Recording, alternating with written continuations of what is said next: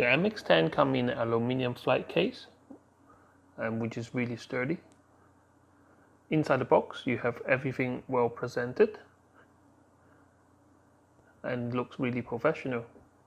Now this is to mount your receiver and your phone. A single twist allows the ball head to rotate.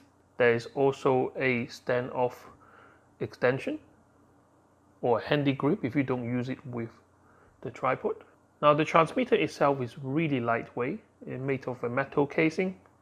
It has a belt clip on the back, which is really tough, and a micro USB port at the bottom for charging the internal battery. On the top is where you plug in your mic and the line in. The antenna is attached already. The receiver itself is also a phone holder. It also has an internal battery, so there is a micro USB port at the bottom to charge it up. And the mic in and the phone out is on the side. To extend the clamp, just untwist the tab and it comes out. I would like to see some spring-loaded action, but this is just as adequate. Now, instead of giving you two different charging cables, it just comes in a one which split into two, which is quite handy if you want to charge both at the same time. Come with a dead cat to cover the lav mic to exclude wind noise, which is really useful when you are outdoor. Some accessory for you to mount the receiver onto a DSLR hot shoe. Now there's two cables included. One is to connect to your phone and one is to connect to any other audio device like your camera. They are different because the phone have extra slot in the attachment. So if you use the wrong cable, you might not get an audio output. So make sure you choose the right one. So this is the mic itself. Comes with a clip and also a foam windproof noise excluding thingy. The wire is long enough for waist to maybe your chest. I would like to see a longer piece of wire, but because it's a wireless transmitter, it is more than adequate. Like other professional microphone, it does have a jack with a screw top.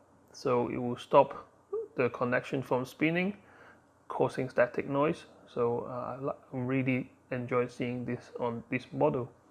Now to clamp on the phone, just make sure you position your phone in the right place, clamp it down and twist the knob, and then it will secure in place. It's quite a secure mount, so I will trust this with my S8 Plus.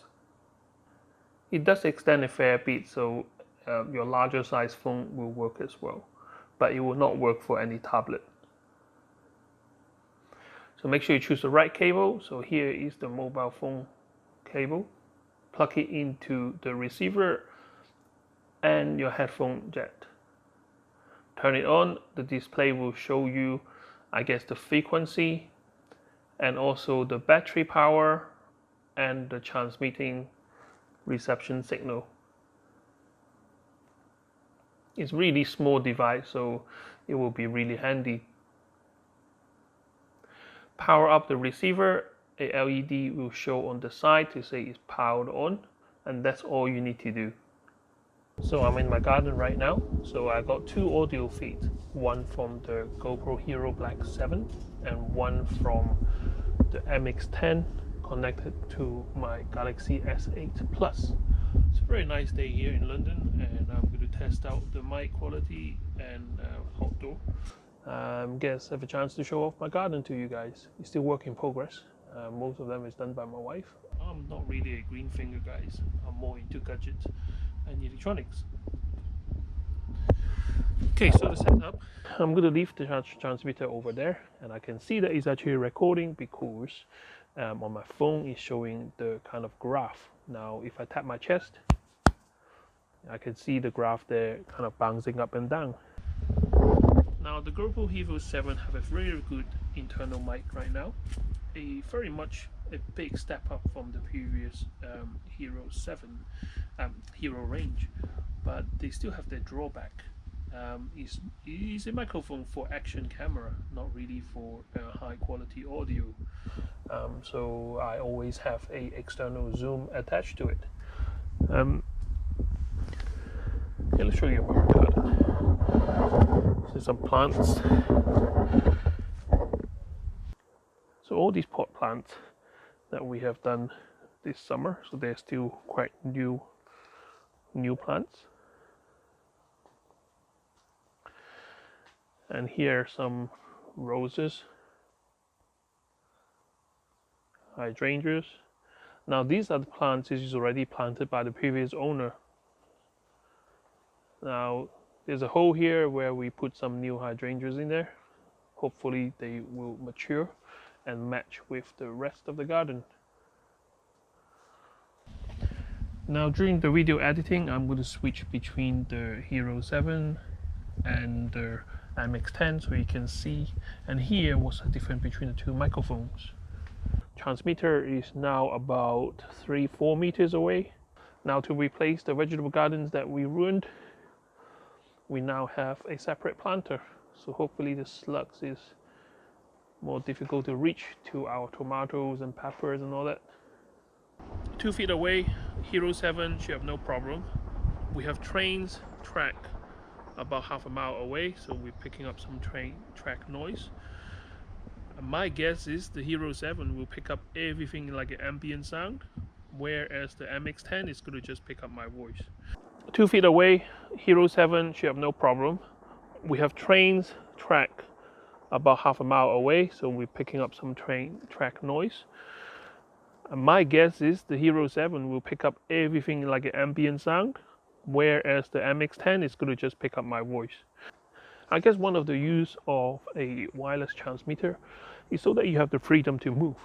So as I walk away from the Gopro Hero 7, there's no way you can hear my voice clearly. As I walk further away, but with the transmitter to my phone, there should be no cutout at all.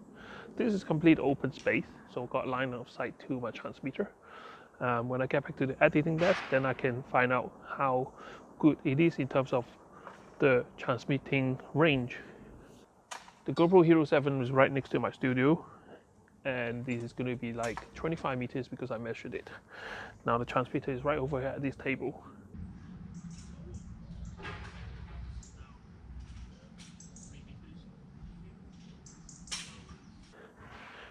Still walking 5 meters away, and I'm still walking. I don't know if you can hear me. Still walking. Now this is about 10 meters away.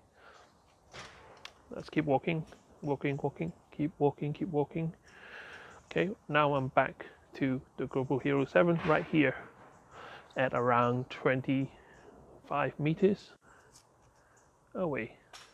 Thank you very much for watching my video, and if you like my content, please subscribe and don't forget the bell notification so you don't miss any of my future uploads. Now, my personal thought about the MX10 is it's a fantastic piece of kit.